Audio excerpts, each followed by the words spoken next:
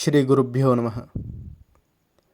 సదాశివసమారంభాం శంకరాచార్యమధ్యమాం అస్మదాచార్యపర్యంతాం వందే గురు పరంపరాం. పరమాచార్య స్వామివారు ఎంతటి స్వల్ప విషయంలోనైనా తమ కర్తవ్య నిర్వహణలో స్త్రీలు పురుషులు అప్రమత్తులుగా ఉండడం అవసరమని బోధిస్తారు. ఉదాహరణ, తమ పర్యటనలో ఒక గ్రామంలో పూజ పూర్తి చేసి భక్తులకు తీర్థమిస్తున్నారు స్వామి. ఒక ఇల్లాలు తన కుమార్తెను 5 ఏళ్ల పిల్లను వెంటబెట్టుకొని తీర్థం పుచ్చుకోవడానికి వచ్చింది. స్త్రీలందరూ ఒక ప్రక్కగా, పురుషులందరూ ఒక ప్రక్కగా నిలబడి తీర్థం పుచ్చుకోవడానికి సిద్ధంగా ఉన్నారు. ఈ సందడిలో ఆ పిల్ల మెల్లో ఉన్న బంగారం గొలుసు కాస్త ఏ పుణ్యాత్మరాలో తస్కరించి దాచివేసింది.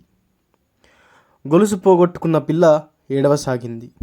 అమ్మలక్కలంతా అయ్యో గొలుసు పోయిందా అంటూ పిల్లను తల్లిని ఓదారుస్తున్నారు.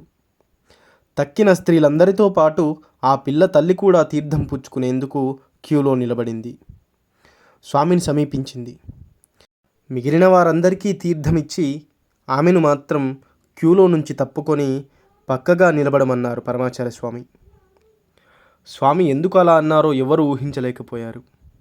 ఇంతలో ఒక ముసలావిడ తీర్థం కోసం వచ్చి స్వామివారి దగ్గర చేయి చాపింది.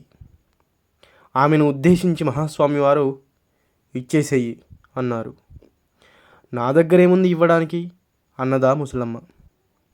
ఒక్కటి చాలదా, ఇంకా ఎన్ని పాపాలు మూట కట్టుకుంటావు అని అన్నారు మహాస్వామి.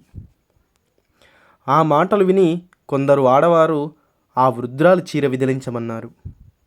పరిశీలించగా చీర మడతల్లో దాచిన బంగారపు గొలుసు బయటపడింది. దాన్ని తీసి స్వామి వద్ద పెట్టారు. గొలుసు పోగొట్టుకున్న ఇల్లాలని స్వామి దగ్గరకు పిలిచి తీర్థం ఇచ్చి ఇలా అన్నారు, అదిగో నీ గొలుసు తీసుకో, ఇక నుంచి మాత్రం చెయ్యవద్దన్న పని చెయ్యకు అని అన్నారు మహాస్వామి. ఇక మీదట ఎప్పుడూ అట్లా చెయ్యను స్వామి అంటూ చెంపలు వేసుకొని ఆ గృహిణి పవిట కొంగుతో కన్నులు తుడుచుకుంది. ఏమిటి ఆ ఇల్లాలు చేసిన తప్పు? ఆమె భర్త ఆ ఊళ్ళో ఒక గుమాస్తా ఉద్యోగం చేస్తున్నాడు. ఉద్యోగానికి టైంకు తప్పకుండా వెళ్ళాలి. తనకు అన్నం వడ్డించి తర్వాత పూజకు వెళ్ళమని భార్యతో చెప్పాడు. కానీ పూజకు ముందుగా పోవాలని తొందరపడి ఆదరాబాదరాగా అన్నం వండి అక్కడ పడేసి పిల్లలను తీసుకొని గబగబా బయలుదేరి వచ్చింది ఆ ఇల్లాలు. తీర్థం మీద నీకెంత శ్రద్ధ ఉన్నా నీ ధర్మాన్ని నీవు వదిలిపెట్టకు, నీ భక్తి కంటే అది అధికమైంది అని ఆమెకు బోధించారు పరమాచార్య స్వామివారు. అపార కరుణాసింధుం జ్ఞానదం శాంతరూపిణం శ్రీ చంద్రశేఖర గురుం ప్రణమామి ముదాన్వహం. సర్వం శ్రీ గురు దివ్యచరణారవిందార్పణమస్తు. స్వస్తి.